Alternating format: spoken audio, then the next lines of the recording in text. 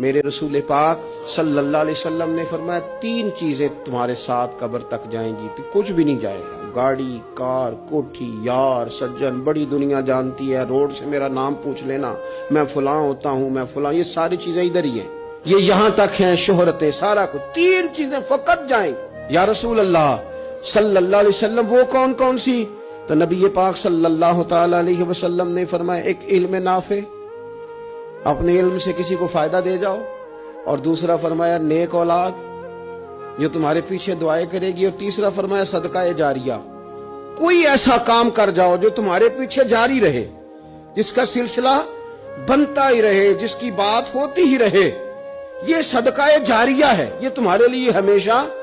جاری رہے گا۔ وہ شخص جس نے کنواں کھدوایا، وہ جس نے قبرستان کو جگہ چھوڑ دی، وہ جس نے رستہ کشادہ کر دیا، وہ جس نے اپنی زمین مسجد کو وقف کر دی، وہ جس نے مدارس کے لیے جگہ دے دی، وہ جس نے مسجد کی تعمیر کرا دی،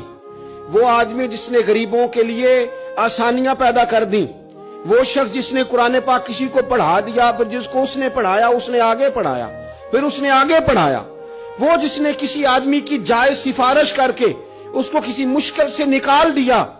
اور اس کی ساری اولاد اس کے لیے دعائیں کرنے والی بن گئی۔ کوئی صدقہ جاریہ زندگی میں کر جاؤ، تم چلے بھی جاؤ گے تو تمہارا وہ سلسلہ ہمیشہ جاری رہے گا۔ میرے عزیز، ضائع نہیں کریں وقت کو۔ میرے نبی پاک علیہ السلام نے فرمایا دو چیزیں ایسی ہیں جن میں بہت سارے لوگ دھوکے کا شکار ہیں، انہیں غلطی لگ گئی دو چیزوں کے بارے میں، دو چیزیں، صحیح بخاری ہے، لوگ غلط فہمی کا شکار ہیں، دو نعمتیں ایسی۔ یا رسول اللہ کون سی؟ فرمایا ایک تندرستی، ایک فرصت۔ لوگوں کو پتہ ہی نہیں ہمارے پاس کتنی بڑی نعمتیں۔ مجھے آج وقت ملا ہوا ہے، میرے پاس ٹائم ہے، میں درود پاک پڑھ سکتا ہوں، تلاوت کر سکتا ہوں، اللہ کو یاد کر سکتا ہوں، صدقات کر سکتا ہوں، کسی کی مدد کر سکتا ہوں، فرصت ہے، اور ایک صحت۔ اور سجنوں وہ لوگ بھی ہیں جو اب کرسیوں پہ نماز پڑھتے ہیں، وہ بھی ہیں کوئی سہارا دے تو وضو کرتے ہیں، وہ بیچارے بھی ہیں کہ جن کا دل کرتا ہے کہ مسجد جا کے نماز پڑھوں، لیکن اب آنے کی طاقت موجود نہیں رہی، اس سے پہلے ورنہ اوڑکتے دن آیا ہے محمد،